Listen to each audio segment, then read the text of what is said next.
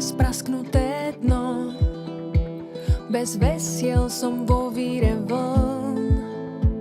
Nech spím, nech je to len zlým snom. Do noci ma láka hlas morských rias. A v diaľke spoznávam zem, pevnú zem. Len hviezdám ich kráse krás. Verím zas a tu bez síl si dávam sľub. A tu bez síl si dávam sľub, že prežijem.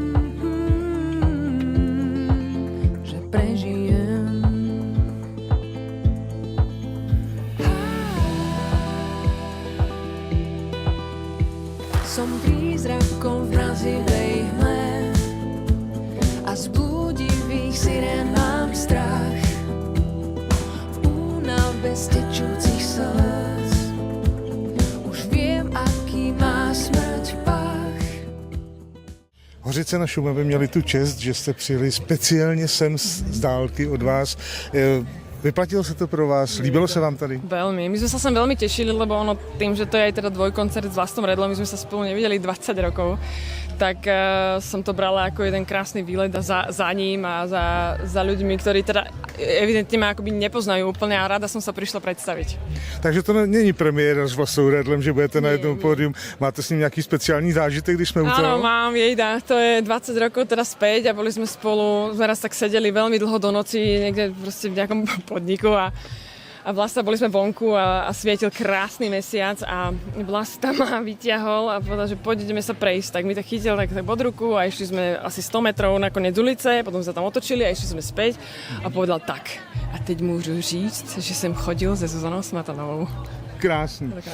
Tady na tom pódiu za těch 22 let se vystřídalo spoustu interpretů a spoustu interpretů každý rok ze Slovenska.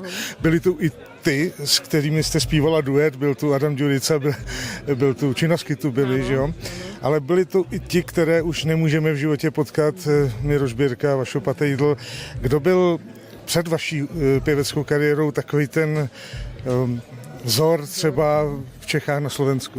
Ja som mala veľmi rada Petra Naďa. To keby mi niekto povedal vtedy, keď som bola dieťa, že som počúvala jeho pesničky z rádia, tak keby mi to niekto vtedy povedal, že budeme kamaráti a že spolu vydáme vlastne 2 knižky, ktoré som mu ja ilustrovala, tak by som tomu vlastne neverila. Ale Peter Naď bol vždycky pre mňa takým, nepoviem, že akoby vzorom, ale vždy som ho strašne mala rada, bol mi vždy sympatický cez médiá. Keď som ho spoznala osobne, tak som zistila, že som sa vôbec nemýlila, že to je skvelý človek.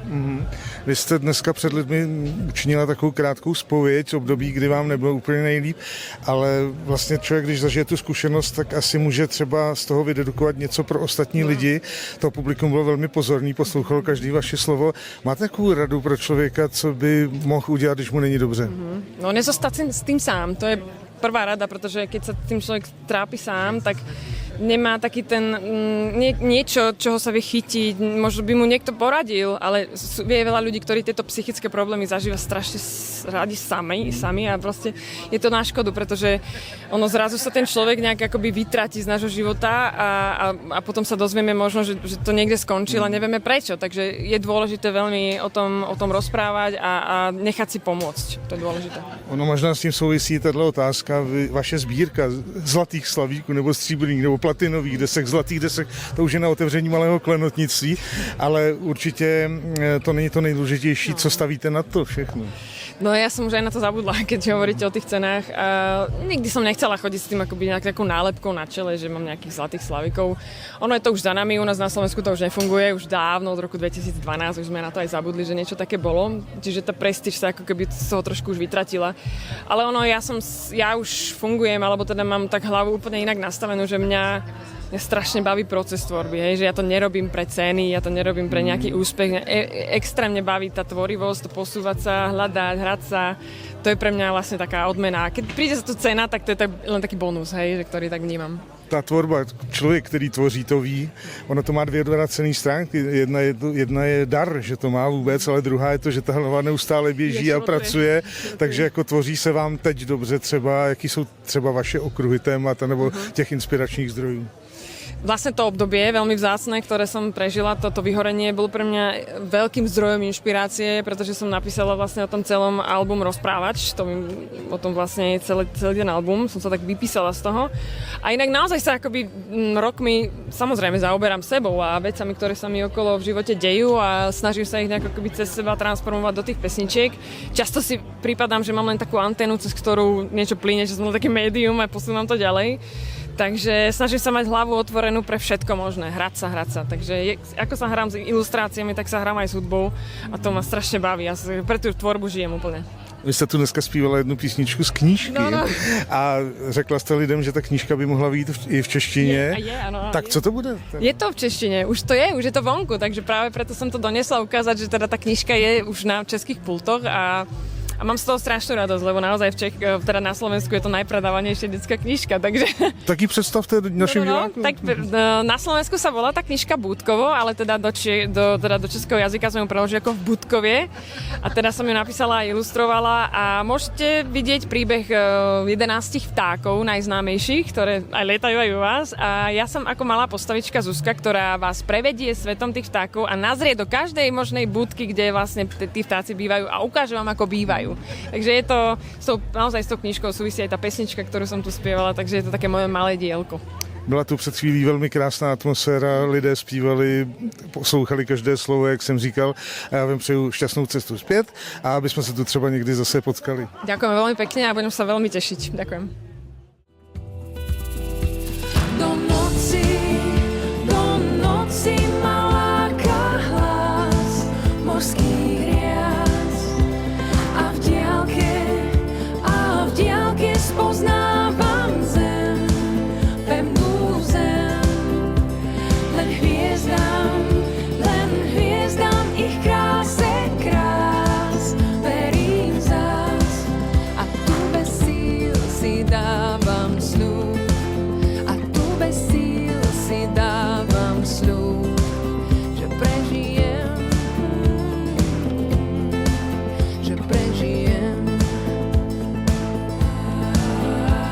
len zo svetiel bleskov viem, mám na dosah prístav a zem, len vôľou sa vrátim späť, lebo to chcem, viac než chcem. Tou záchrannou som si len ja, pevne sa držím lode podo mnou a všetky moje volania o pomoc nie sú ozvenou.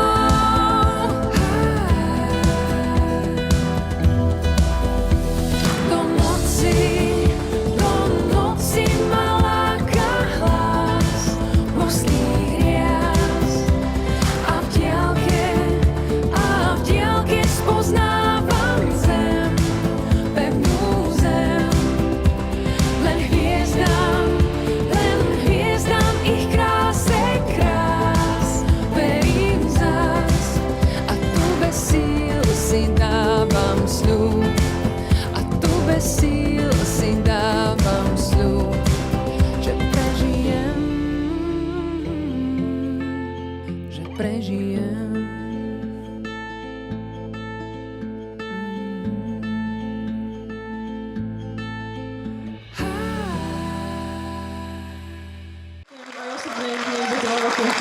Teším sa na vás. Ahoj. Ďakujem.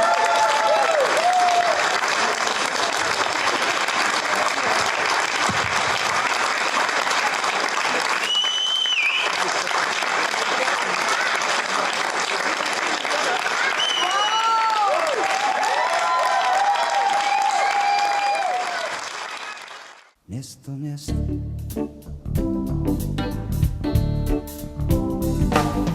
Až se jednou vrátím, tvůj trestní rejstřík vybílím. Zaplatím, co mi dlužíš, a snad i budu pár dní opilý. Text očí všech tvých žen, zas budu pít, kolikem mohu snést. Město.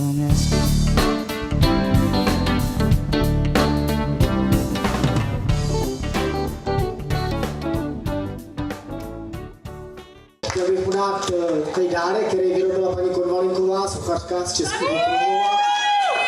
Je to takový anděl strážník pro vlasti.